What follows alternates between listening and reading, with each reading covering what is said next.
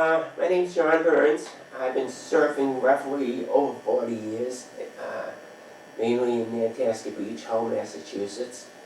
I'm 61 years old. I'm a dentist. I live probably less than half a mile from the beach. My dental office is probably a half a mile from the beach, so needless to say, if there's waves, I'm out there. Um, my first experience surfing goes back to 1962.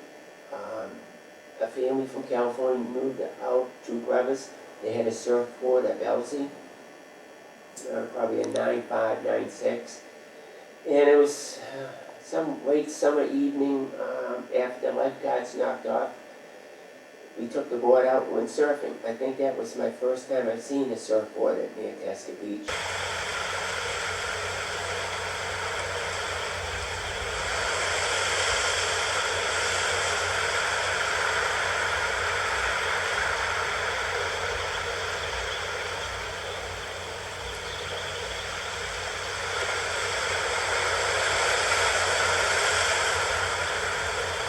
That spring I met Dave Williams.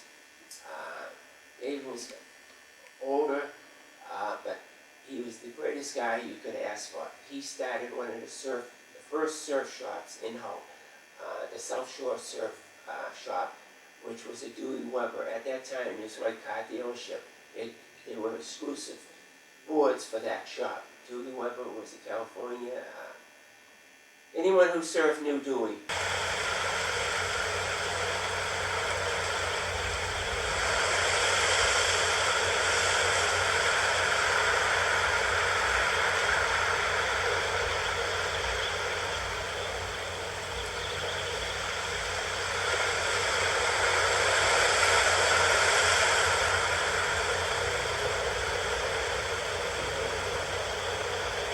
Once with Dave Williams and the Flynn brothers, we thought there was surf down in Rhode Island. And of course they said, check Hull, so I did. And there was no waves, so we drove down there, and it was like a 2-hour ride. We got down there, it was nothing. Come back up here, and there were waves.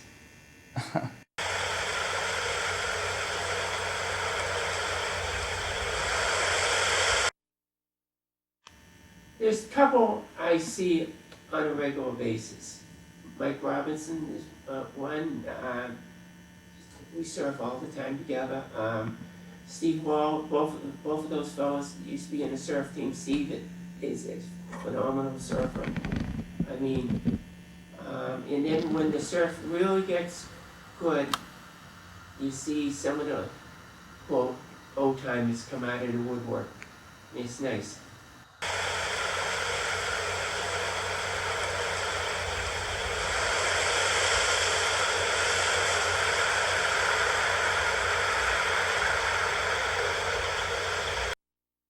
We didn't have leashes then. Yeah. So you had to be a good swimmer. And you could be out a couple hundred yards, and guess what? You lost your board, you had a long swim into the beach. Yeah. And it happened all the time. But that was, the equipment we had. Oftentimes you see bikers riding down the street, they wave. Yeah. Well, back in the 60s when you saw someone on a surfboard, it's like, you hang out the window and you're like, hey, how are you? It was...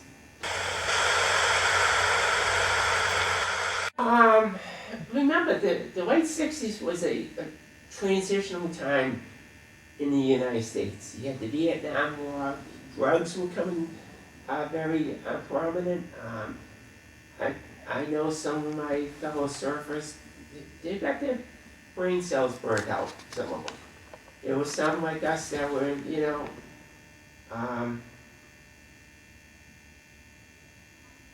I guess, the pure nature of things, we didn't want things cloud our minds and so forth, but it was prominent.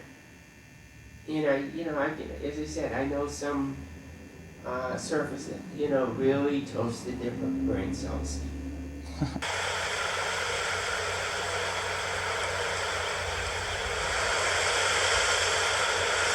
Things like waxing the board.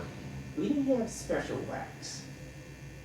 You went to your grocery store, Gulf used to have paraffin wax. You used to buy a box of it, and it was like 4 bars, and that's what you used for surfing. It wasn't specialized, and, you know.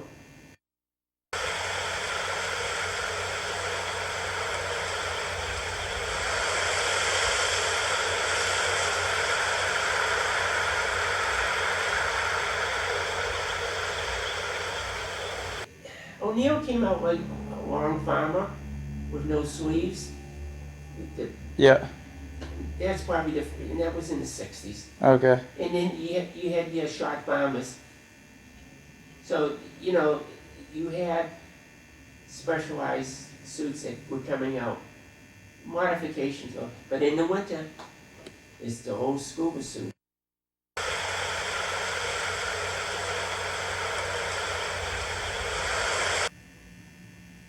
The 60s ended in surfing in a lot now. Dave Williams was killed in a motorcycle accident in late fall in 1969, so his shop closed.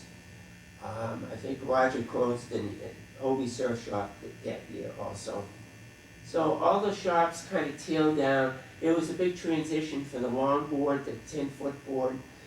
It kept getting smaller, and in the 70s it kind of died down a little bit. 80s was dead around here.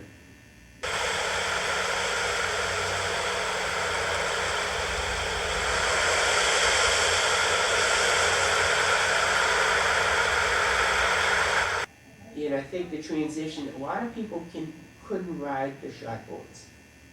Around here, longboards are easier to ride.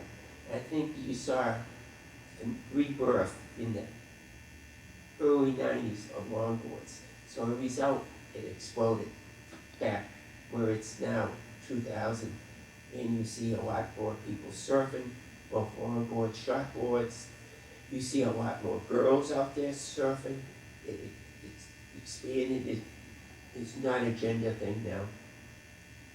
As I said, I've been surfing for over 40 years, and every time I go out, it just gets better.